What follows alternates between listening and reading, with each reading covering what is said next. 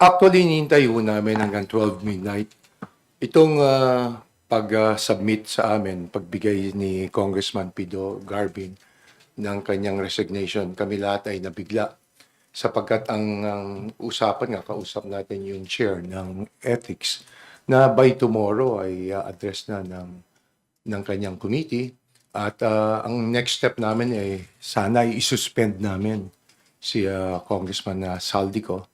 At kung hindi pa rin siya makikipag-cooperate hanggang umabot na ma-expelled. Pero nagain nga ng kanyang resignation. Kaya ang tingin namin dito ay bahala na ang Department of Justice at ganun din ang ICI kung anong pwede nilang ipataw. Pero kailangan talagang bumalik siya sa lahat ng paraan na magawa. Dapat mapabalik siya at managutan siya sa mga issues laban kay Congressman Saldico.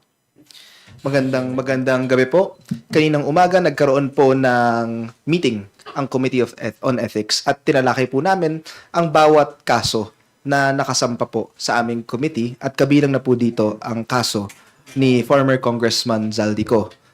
Kanina po nagkaroon po kami ng initial discussion at tulad ng nasabi po ni Speaker, handa po yung komite. Inaabangan po namin ang kanyang response by 12 a.m. midnight.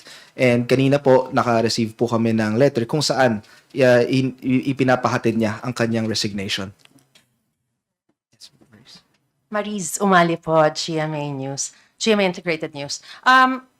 Kung pwede po bang malaman kung ano exactly yung mangyayari dun sa mga ethics complaints laban kay Congressman Zaldico dahil nga po ngayong nag-resign na siya, magpapatuloy pa rin po ba ito?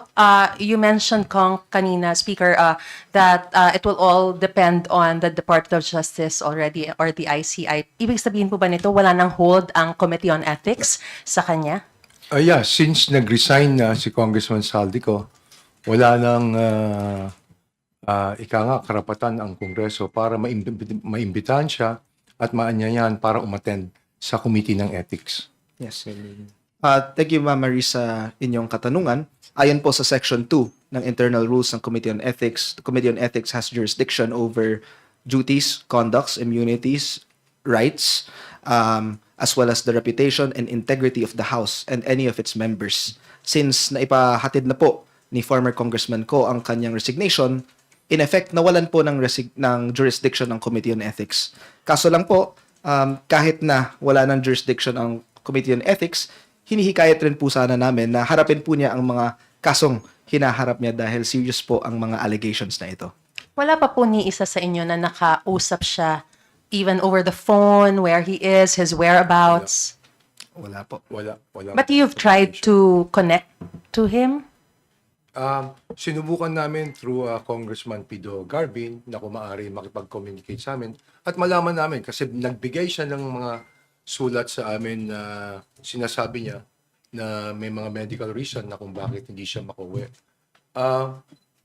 Ang in-applyan niyang leave sa Secretary Gen ay personal leave, hindi naka-specified on medical leave. Kaya hinihiling din namin, sana supportahan niya yung sinasabi niyang medical reason na kung bakit hindi siya makauwi. Sana man lang nagbigay ng medical certificate or ganon. Walang kaming nakikita na ganon. Kaya naman kaya binigyan namin siya talaga ng deadline na kailangan umuwi siya by all means itong September 29. So, Speaker, as far as you're concerned, and for the record, hindi natin alam kung nandito na siya sa Pilipinas o nasa ibang bansa pa siya at this point as we speak. Yes, tama ka dyan. Kung nandito na sa bansa o hindi.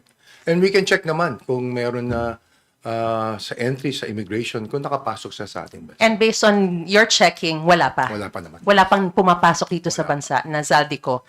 And Speaker, sorry, dagdag ko na lang din po. Kailangan po bang i-manifest at formal na tanggapin ng plenaryo yung resignation ni Congressman Zaldico bago ito maging epektibo? And paano po pipiliin? Can you just walk us through the process kung paano pipiliin at kailan itatalaga yung magiging kapalit ni Congressman Ko, lalo na bilang dating chairman ng makapangyarihang Committee on Appropriations?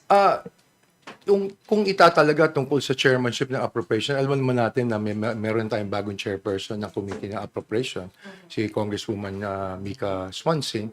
Pero as far as kung mapapalitan ba siya, kasi party list, ako Bicol party list, yung kanyang, wala pang napapag-usapan tungkol dyan. Pero kailangan po bang tanggapin sa plenaryo o hindi na? I think i-manifest sa tingin ko. Ano tingin mo dyan, Pong? Maraming salamat, Marie, sa inyong katanungan. Of course, ayoko pong pangunahin ang members ng House kung sino po ang papalit kay former Congressman Zaldico. And at the same time po, Ma'am Maris, naniniwala rin po ako na ngayon nasa kalagitnaan po tayo ng budget deliberation. At para sa akin lang po, mas malaking priority ang pagpasa po at ang pagtutok sa ating budget process. But eventually, naniniwala po ako na kung magkakaroon man sana ng kapalit si former Congressman Zaldico, sana mabigyan po tayo ng member ng House na tutugunan ang kanyang trabaho ng maigi. In terms of the question whether it has to be manifested in the plenary, hindi na po ba kailangan o when he already submitted his resignation, it's as good as that? Ganun na po yun. As katulad nga ng sinabi ni Congressman JC Abalos, ngayon ang priority ng ating ng Congress ay maipasa ang malinis na budget para ito ay maidala na natin sa Senado at pag-uusapan pa ng House leadership kung ano ang magiging pasya tungkol dito sa development sa pag-resign ni Congressman Zaldico. Sir, Sir Gabriel Lalo po from Inquirer. Sir, just to clarify, you have accepted the resignation, sir?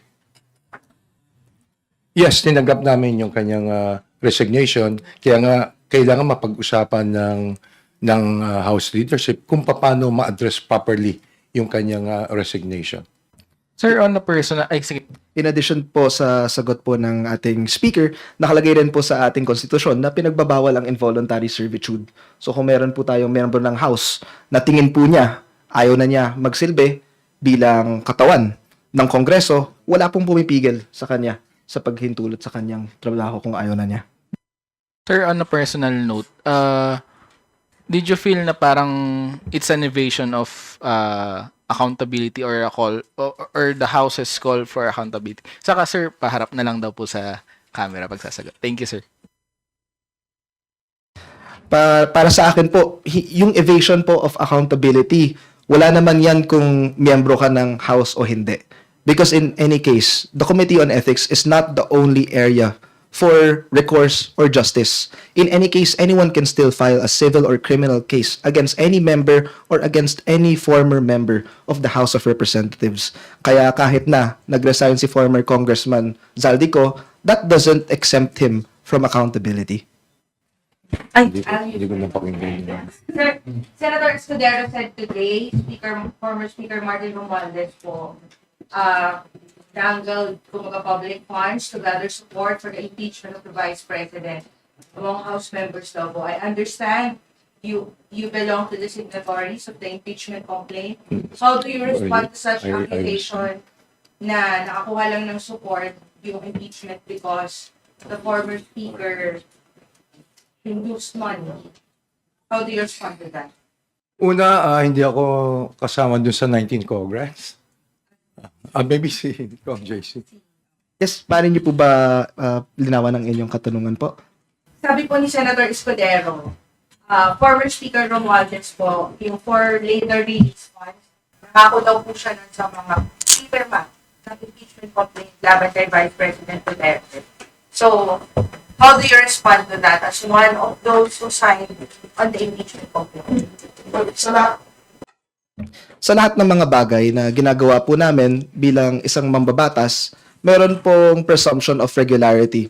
And for the longest time, kami po dito sa House of Representatives, ginagalang po namin ang mga proseso nila sa upper chamber. So kami po in the House of Representatives, regardless kung ano po ang paratang sa amin or mas kasino sa aming mga miyembro, we will continue to be committed in what we do. And we would focus now on a more important matter, which is the budget process po. We want to ensure that for our budget sa parating na taon sa 2026, tama po ang maipapasa po natin ditong mga bagay. At ang mga necessary amendments at kung magkakaroon po tayo ng mga reforms sa ating budget process, at least magkakaroon po tayo ng mga panukala tungkol dyan. So, nandun po yung focus namin at gusto po naming iwasan magbato ng mga baseless na akusasyon sa mga miyembro ng upper chamber. At yan po ang tinatawag natin na parliamentary courtesy.